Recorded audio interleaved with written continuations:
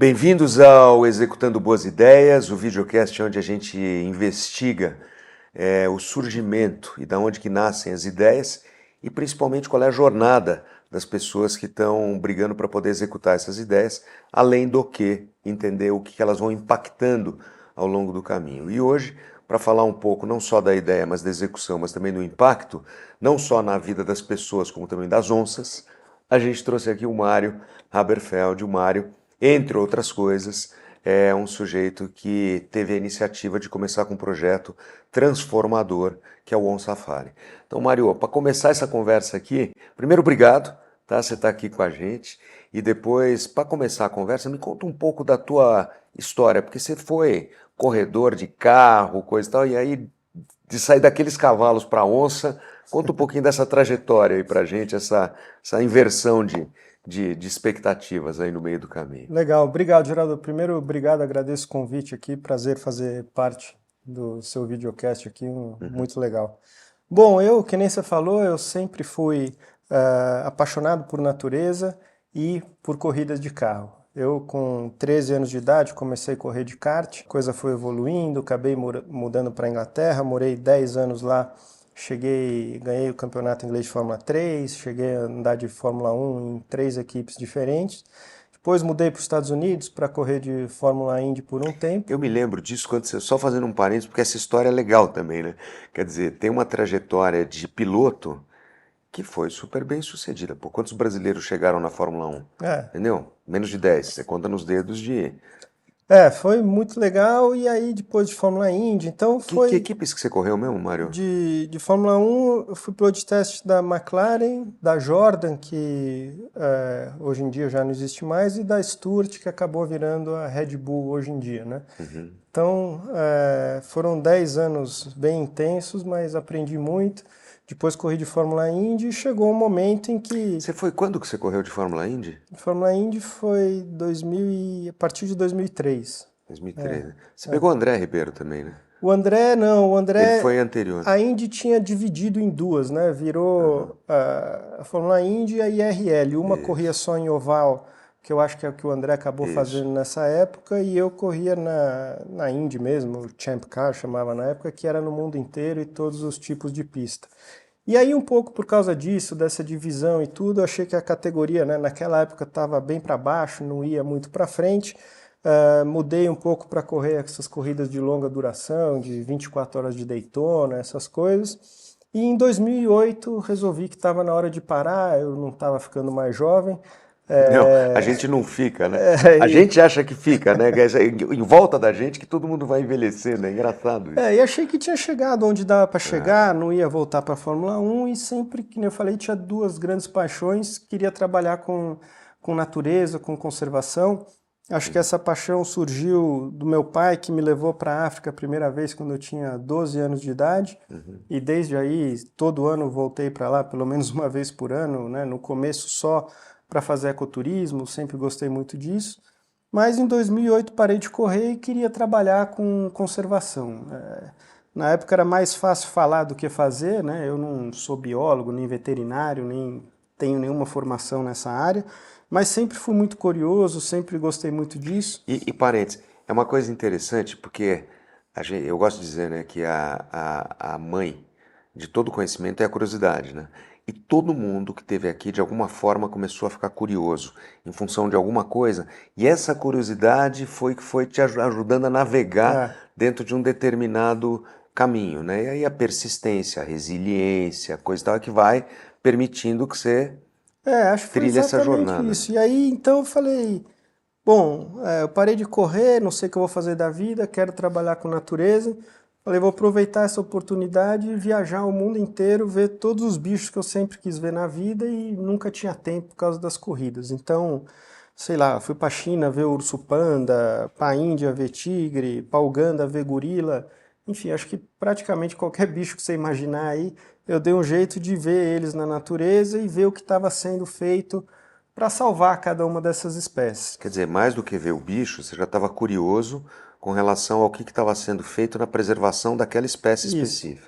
E aí, Legal. na época, então, 2011, fundei o OnSafari e a ideia foi que naquele momento eu achei que o jeito que eu mais poderia ajudar as espécies aqui no Brasil sem, né, ser cientista, biólogo nem nada, era ajudar a desenvolver o ecoturismo, né? Porque todas essas viagens que eu fiz, o ecoturismo sempre era a grande solução. Então, se a gente pega os gorilas em Uganda, você chega lá, eles moram nas montanhas, né? Metade da montanha está desmatada para plantar chá.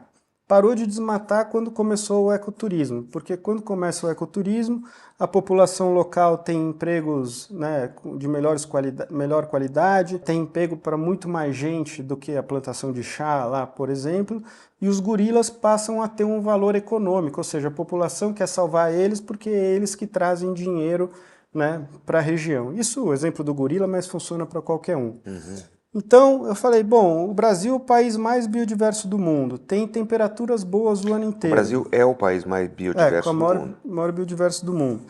Tem temperaturas boas o ano inteiro, que se a gente pegar, fui ver o urso polar, pô, é menos 35 graus e mesmo assim o negócio funciona.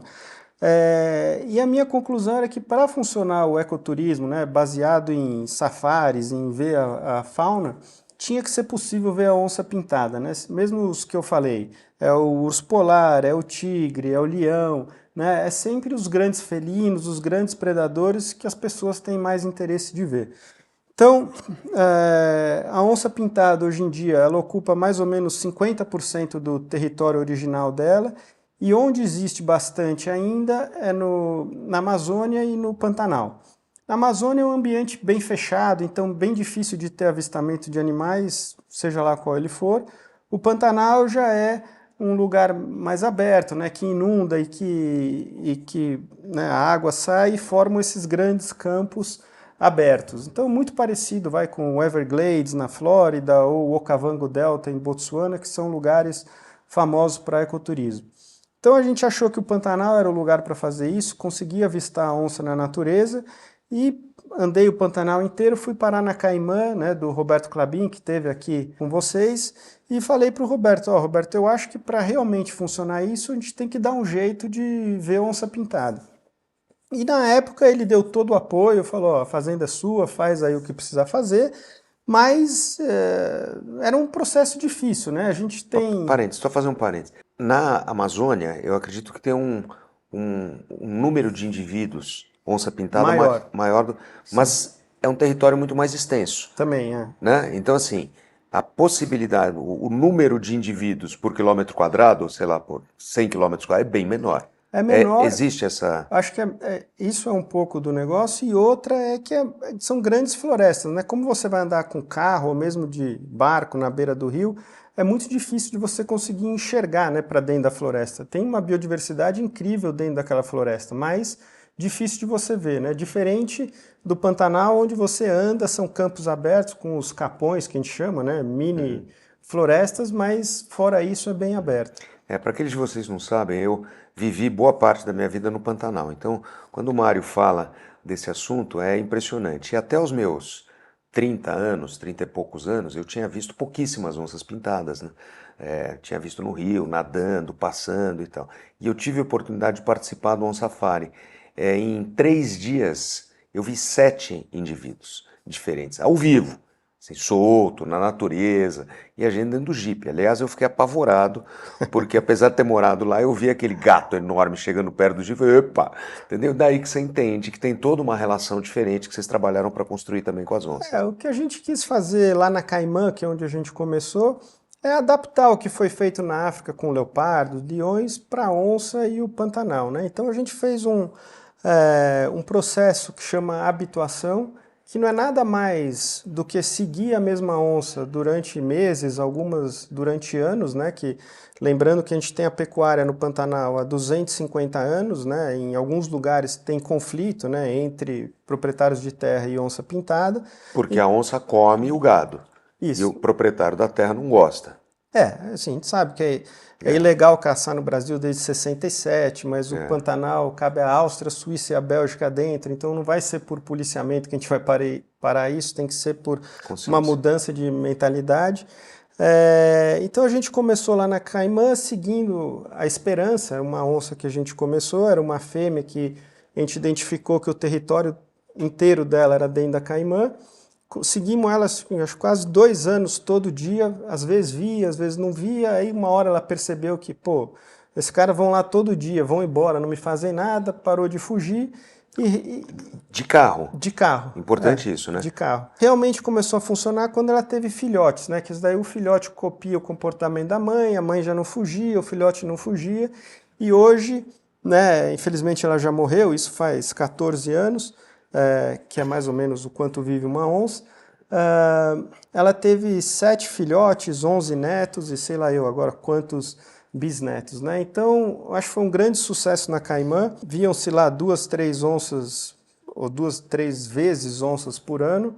Hoje a gente vê mais de 1.000, 1.200 vezes por ano e praticamente todo mundo que foi lá nos últimos 5 anos conseguiu ver onças na natureza. Eu tive a oportunidade de estar na Caimã algum tempo atrás e no mês que eu tive lá, 100% das pessoas que estiveram na Caimã avistaram onça pintada através do OnSafari.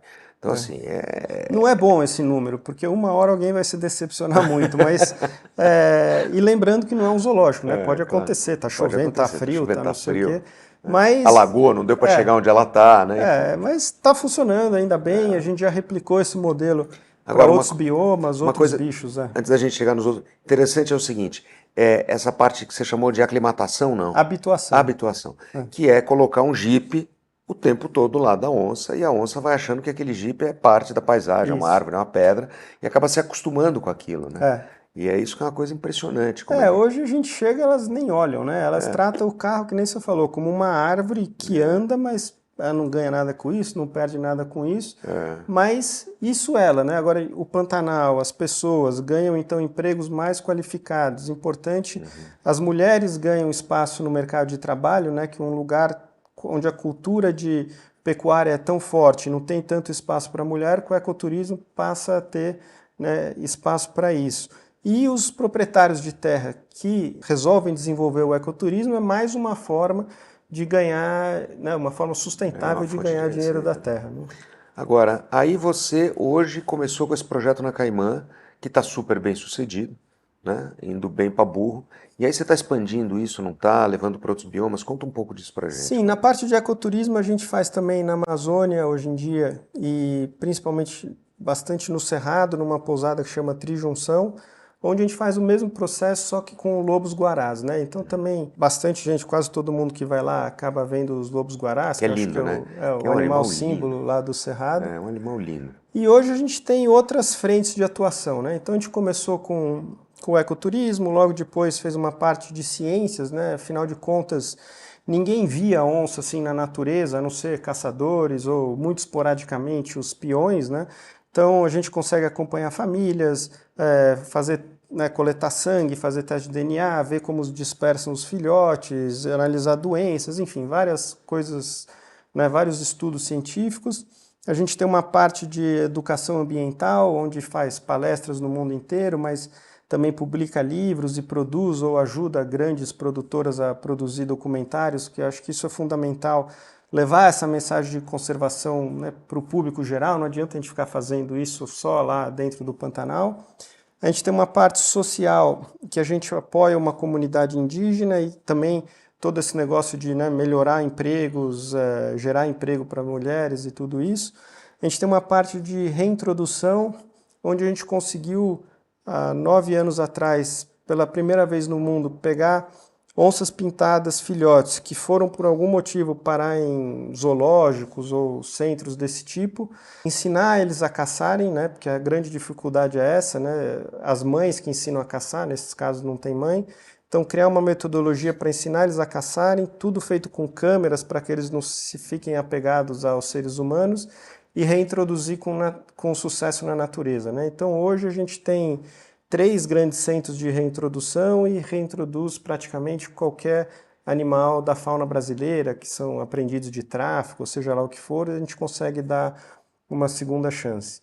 Aí a gente tem uma parte de prevenção e combate a incêndio, né? Você está por dentro disso, mas esse é eu diria que o grande risco que o Pantanal corre hoje em dia, né? Os incêndios estão cada vez mais fortes. Eu tive uma oportunidade de ver isso na prática, porque tem uma área do Pantanal que eu conheço bem e fazia 8 anos que eu não ia. E eu não tinha ido depois daquele grande incêndio É. que teve, que foi em Teve 2018, 2019 e 20 foi o 19, né? maior de todos 20 no foi o maior de todos. Pantanal. É. É. E eu não tinha tido a oportunidade de ir. Eu me lembro que tinha um varadouro, que na verdade é um trilheiro, vamos dizer assim, É. de areião, no meio de um capão de mato, No meio de uma no floresta, meio de uma basicamente. floresta. E aí, isso era simplesmente uma passagem. Você passava, você tinha bugio, você tinha tudo isso. Isso virou uma passagem de 70 metros, entendeu? A floresta sumiu. A floresta sumiu. É. Então, esse é o grande problema, acho que, do Pantanal. Então, hoje a gente trabalha muito forte em detecção precoce de incêndio, então com torres e câmeras térmicas, tem coisas com satélites que mandam sinais, mensagens de WhatsApp, se precisar, para saber que fogo está chegando, brigadas privadas e tudo isso, porque eu acho que esse é, sinceramente, onde a gente gasta mais recurso hoje em dia. Espero que nunca precise usar, mas infelizmente a gente sabe que uma hora ou outra vai pegar fogo. E aí, por fim, a gente tem uma parte de advocacy, onde ajuda a criar novas unidades de conservação, e uma parte que a gente chama de florestas, onde a gente compra áreas preservadas de Pantanal ou Amazônia, normalmente áreas que estão sob ameaça de desmatamento, e estratégicas no sentido de que, comprando aquela área, a gente consegue envolver outros vizinhos para fazerem parte desses programas e criar grandes corredores ecológicos. Mário, quando você fala. Agora vamos falar um pouquinho de funding, né? Porque para fazer tudo isso aí tem que ter o lado da entrada da grana, né? Quando você fala a gente compra áreas, quando você fala como é que está hoje essa parte de funding no OnSafari? Fala um pouco disso. O OnSafari, acho que, né, ainda bem, desde o segundo ano de existência, ele sempre teve superávit. Eu acho que as nossas ações do dia a dia, então, para fazer todas essas frentes acontecerem, a gente tem mais ou menos 20 patrocinadores multinacionais que, né, a gente consegue financiar toda a nossa operação, mas quando chega essa parte de comprar áreas, é uma parte mais intensiva de capital. Até 2 anos atrás, todos esses recursos vinham de grandes filântropos brasileiros. Hoje a gente tem o OnSafari Internacional, que é baseado em Nova York. Então, nos últimos 2 anos, a gente conseguiu também acessar recursos de grandes fundações americanas. Então, realmente são valores grandes quando chega nessa parte de comprar terra. Mas, enfim, acho que está dando resultado, as pessoas estão vendo, né, a efetividade da criação desses corredores e tudo. Então, por enquanto, a gente tem conseguido esses O financiamentos. OnSafari hoje é uma ONG. É uma ONG. É uma ONG e você coordena tudo dentro da ONG. Eu sou o fundador, hoje eu estou também de CEO do OnSafari. Hoje a gente tem então 18 bases de operação espalhadas pelo Brasil e mais ou menos 100 funcionários. Então, o conselho fiscal, tem toda essa parte de governança também. Governança bem desenvolvida. A gente conversando com outras pessoas aqui de ONGs também, como é importante essa parte da governança para você poder garantir que esses recursos são bem aplicados aqui dentro, né? Então a gente teve desde o próprio Roberto Clabin, falando um pouco do SOS Mata Atlântica, SOS Pantanal, ele mencionou um pouco o OnSafari, da importância que o OnSafari teve no projeto Caimã, até em termos de ocupação, de tudo isso que virou o grande local de avistamento de onça do Brasil. Tivemos também com o Jair Ribeiro, estava falando um pouco da Parceiros da Educação e esse aspecto da governança, para ter acesso a fundings internacionais. Ele acabou de receber agora um funding super legal de 5 milhões de dólares, imagina. Então, assim, para um projeto de educação aqui, então tem algumas coisas assim que eu acho essa que governança... É fundamental essa parte da governança, a gente tem que fazer as coisas, né, do jeito certo, mostrar que está fazendo do jeito certo. A gente tem todas as nossas contas auditadas pela Deloitte todo ano, então, mas assim, entre nós é o mínimo, né? As pessoas estão investindo no teu projeto, o mínimo que você tem que fazer é dar um bom reporte, ser transparente, tudo isso. Mas eu até acho que, assim, recurso para projetos bons não falta. Às vezes é difícil você acessar, demora um tempo, mas acaba dando certo. O que falta, né, principalmente aqui no Brasil, é confiança dos doadores e investidores, né? Porque por um tempo aqui no Brasil, nem sei se hoje em dia, você fala que você é uma ONG e já parece que você é picareta, né? Porque teve tantos escândalos, então... E ainda tem, né? Ainda tem, então a gente faz questão, né, de todo ano mostrar tudo que foi feito, auditar e mostrar que está tudo certinho. Ô Mário, e conta mais um negócio, ainda falando sobre Pantanal. Vocês criaram um negócio chamado Corredor da Onça lá, né? Que tem um conceito desse, não é? Fala um pouco disso pra gente, que é um. Tem algumas coisas, né? Ali em volta da Caimã a gente comprou uma fazenda chamada Santa Sofia, uma fazenda super preservada ainda, e ajudamos a criar uma aliança que chama 5P, onde outras fazendas em volta podem fazer parte dessa iniciativa, obedecendo, né, vários critérios, vamos dizer, de Por que sustentabilidade. 5P?